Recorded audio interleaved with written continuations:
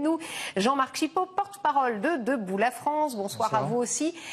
Tout d'abord, Georges Kosmanovic, quand vous voyez ce pompier qui, d'une certaine manière, risque sa carrière, risque toutes les ambitions de son fils, qui rêve d'être handballeur professionnel, qui finalement change de collège, qui ne le sera jamais parce qu'il ne veut pas se faire vacciner, ça vous évoque quoi?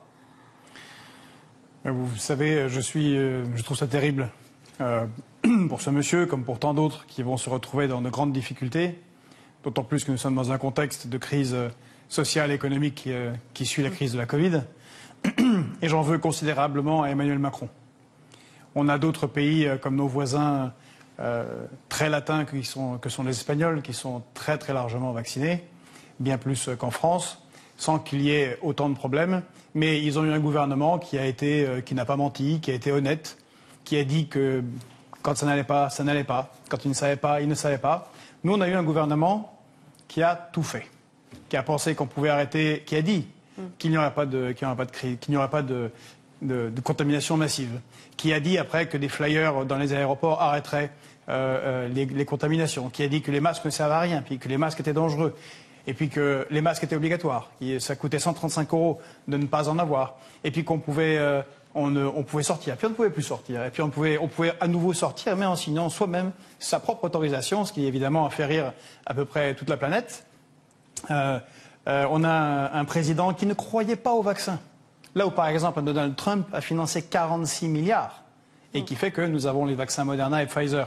Après, c'est en décembre dernier. Il n'y en a pas beaucoup qui le disent, que c'est grâce à Donald Trump. Oui, mais il faut le rappeler dans il y a un suivi entre la politique et il y a les affaires médiatiques. Et puis entre Trump et Biden, les choses ne sont pas si différentes que ça, en particulier dans ce domaine. On a un président qui, en décembre dernier, disait qu'on ne sait pas ce qu'il y a dans le vaccin, qui a nourri donc la confusion chez nos concitoyens, et puis qui tout à coup impose ce pass sanitaire, et en même temps, en faisant passer la réforme des retraites tout à fait néolibérale et imposée par l'Union européenne, s'attaquant à l'assurance chômage, mais ça s'est passé. La retraite c'est encore en suspens, mais. Oui, mais il y a des choses qui passent dans les cavaliers parlementaires, donc ils font bien leur travail pour saper nos retraites.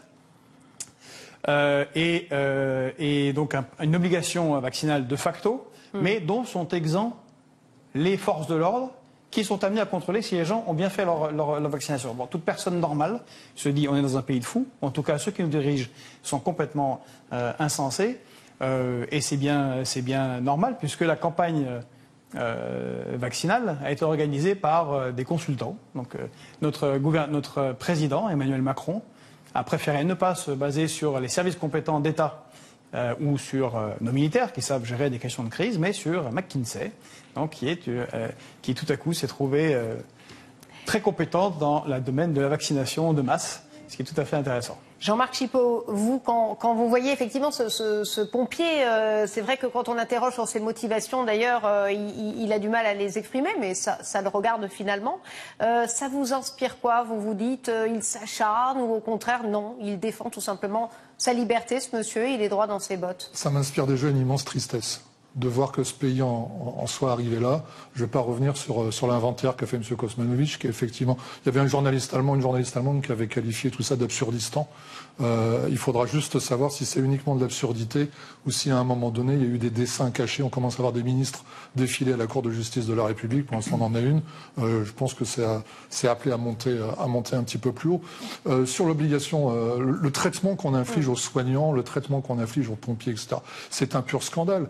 Et là aussi ça pose des tas de questions. Au mois de février, mars, avril 2020, on les a envoyés en première ligne sans rien. On se rappelle tous de ces images de soignants en train de s'équiper avec des sacs poubelles pour faire leur travail. Il y en avait certains qui étaient contaminés, qui se savaient contaminés, dont on a exigé qu'ils aillent soigner leurs malades. Pourquoi?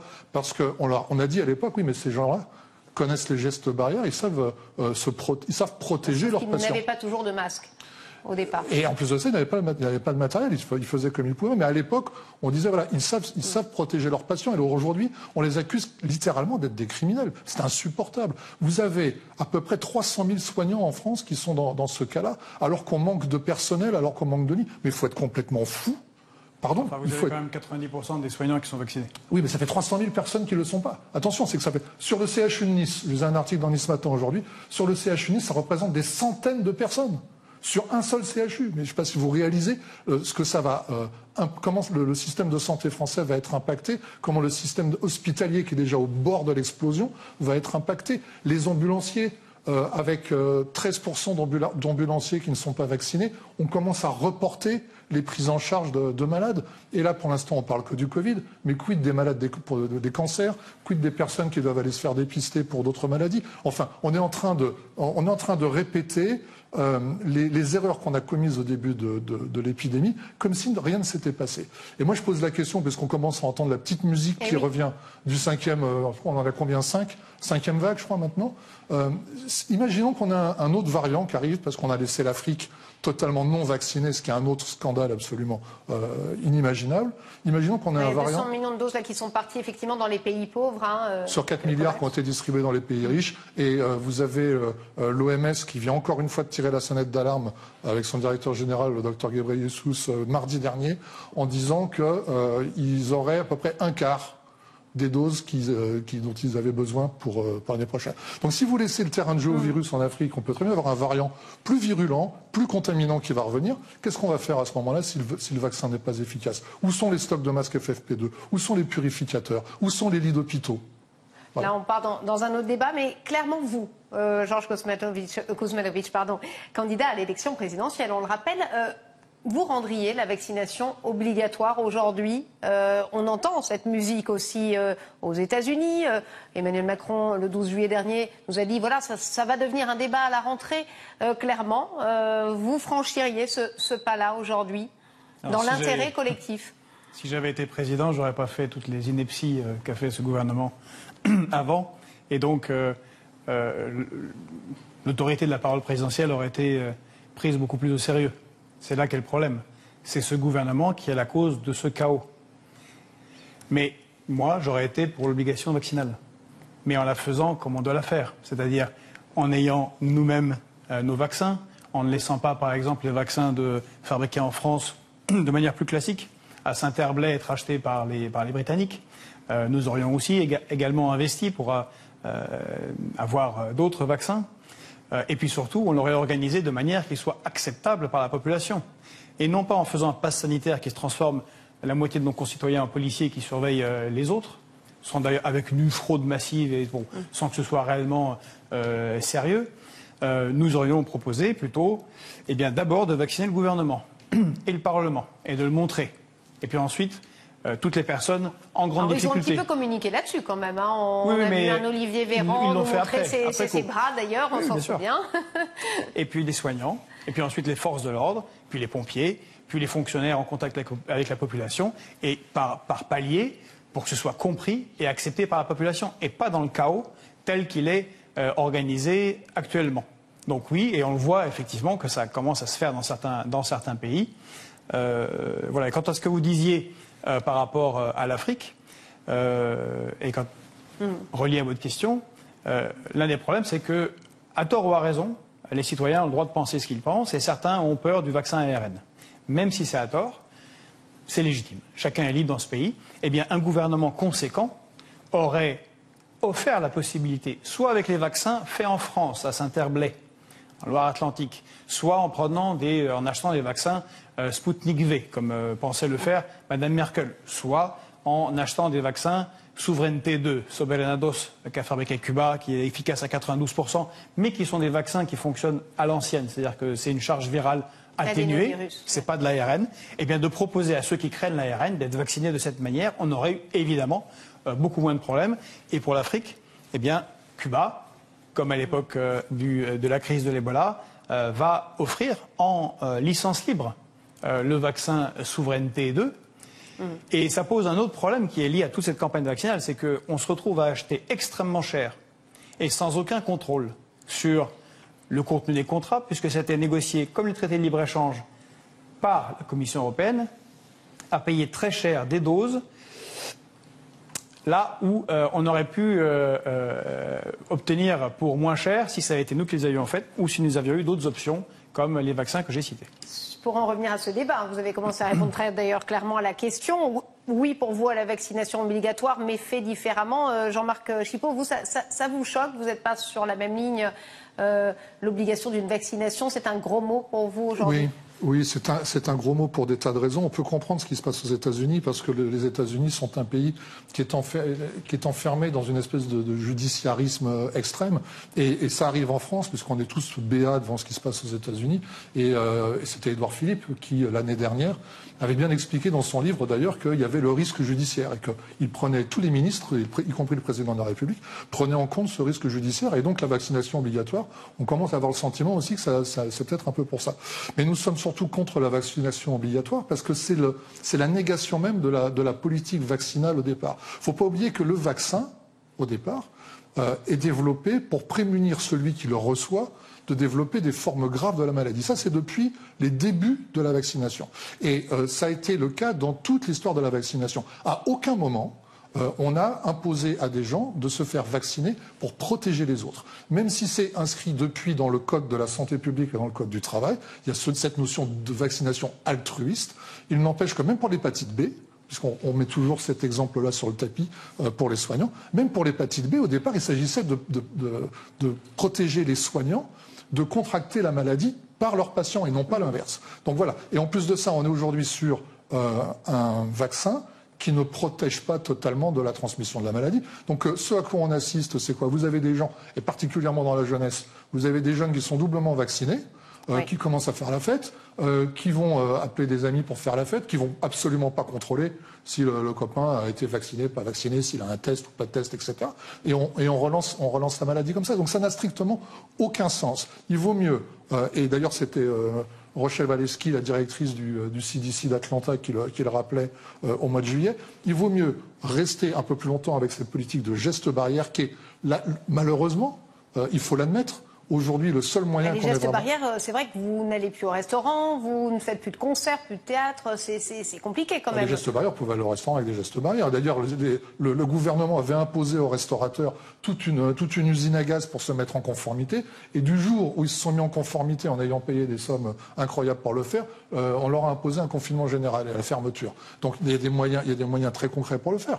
Je suis désolé, mais la vaccination, encore une fois, c'est le bénéfice-risque. C'est l'alpha et l'oméga de la vaccination. En tout cas, Gabriel Attal n'est pas de cet avis, forcément, le porte-parole du gouvernement. Gabriel Attal, lui, il a changé d'avis, c'est en fonction du courant. On va l'écouter avant de vous donner la parole, cher Georges Cosmatovitch. Écoutez Gabriel Attal. De 9 soignants sur 10 se sont fait vacciner, que beaucoup de chemin a été parcouru au niveau national depuis l'allocution du président de la République. Je le rappelais à l'instant, 64% au début du mois de juillet, près de 90% aujourd'hui, et nous nous attendons en réalité à ce que ce soit un peu plus, parce que certains soignants n'avaient pas déclaré à leur employeur qu'ils avaient été vaccinés, et c'est aujourd'hui finalement le moment de vérité, entre guillemets, où un certain nombre d'entre eux feront connaître leur statut vaccinal à leur employeur. Oui, il est satisfait, le porte-parole du gouvernement. Toujours. Non, c'est une honte. Alors Gabriel Attal, qui n'a jamais travaillé, a commencé très très tôt au ministère de la Santé, où il était sous François Hollande, quand Mme Touraine était ministre de la Santé. Il était avec M. Véran, M. Salomon, tout le monde était déjà là, toute l'équipe était déjà là. Et ce sont ceux qui sont les principaux fautifs de la destruction de notre réaction nationale aux crises sanitaires. Alors, en dehors du vaccin, pas vaccin, nous n'avons pas la même approche, mais à République souveraine, nous avions noté dès fin février 2020 que, en observant, sans avoir les moyens d'État qu'a le gouvernement, que les Coréens, parce qu'ils ont un État qui gouverne, ils ont des gouvernants qui gouvernent dans l'intérêt de leur pays, qu'ils ont une industrie, qu'ils peuvent faire des respirateurs, des masques, ont combattu le virus et sont, sans avoir jamais rien fermé, sauf un mois, parce qu'ils sont un petit peu inquiétés, ils ont fermé pendant un mois, en un an et demi, des discothèques, donc n'ont rien fermé, leur économie est en très bon état par rapport à la nôtre, ont moins de 3000 morts. Pour une population de 50... Avec des restrictions quand même assez importantes. Mais ça, c'est ça gouverner. Ils ont contraint, parce que parfois c'est ça. Il faut contraindre une liberté. Quand même un confinement. Oui, mais nous, on a eu un confinement pour l'ensemble du pays pendant des mois. Eux, ils confinaient les malades pendant 2 semaines et les gens qui étaient autour d'eux. Et on voit que ça a fait beaucoup moins de casse, tant psychologique que dans l'économie. Mais donc, Gabriel Attal a participé à la destruction, entre autres, des EPRUS, donc les établissements publics de réaction aux urgences sanitaires. Toutes ces choses-là qui nous ont manqué pour réagir à cette crise. Donc, il est vraiment très, très mal indiqué de s'exprimer sur ce sujet, d'autant plus que le directeur général de la Santé, Monsieur Salomon, lui c'est les palmes académiques. Donc lui, il a une responsabilité personnelle dans le fait qu'il n'y ait pas suffisamment de de masques dans le pays. Il a utilisé ses pouvoirs pour demander à ses services de masquer sa responsabilité, ce qui a été repéré par une commission sénatoriale et il n'a pas démissionné, il n'a pas été démissionné, il est toujours là. Donc, Monsieur Gabriel Attal. Le mot de la fin pour vous, on arrive à la fin de ce débat. On a les noms de tout le monde, hein, c'est pas la question, mais moi, pour rebondir sur la Corée, on a l'exemple de la France métropolitaine, on a l'exemple de ce qui s'est passé dans les dom-toms. Ce qui s'est passé dans les dom-toms est un vrai scandale. Là encore, il fallait aller au-devant des populations parce qu'on savait que ces populations étaient à risque. Il y avait des facteurs de comorbidité énormes. Et puis, pardon, mais le parallèle avec la Corée du Nord, la Corée du Sud n'est pas une île, mais enfin, elle est tellement isolée que c'en est quasiment une. La Guadeloupe, la Martinique, la Polynésie, ce sont des îles. Mais nous, on n'a pas fermé nos frontières. Non, mais justement, on aurait quand même pu les protéger. C'est-à-dire que les variants, ils ont été importés sur ces îles. On aurait quand même pu, là où il n'y avait pas de diffusion de la maladie, on avait le devoir de protéger ces populations-là. Et quand moi j'ai entendu Olivier Véran... Il y a beaucoup de scepticisme en Outre-mer sur la vaccination, justement. Il y avait un énorme travail à faire là-dessus. Et puis il y avait l'affaire de chlordécone. Enfin bon, il y a un passif aussi avec l'État français aux Antilles. Hein. Donc il faut redonner confiance à ces gens-là. Mais moi, quand j'ai entendu, je conclurai là-dessus, Olivier Véran prendre l'avion pour aller à la Martinique et dire qu'il envisageait d'acheminer plus tard des anticorps monoclonaux. Moi, je suis désolé, mais Nicolas Dupont-Aignan, président de la République, il ne prend pas l'avion sans avoir une cargaison d'anticorps monoclonaux pour soigner les gens dans la soute de l'avion.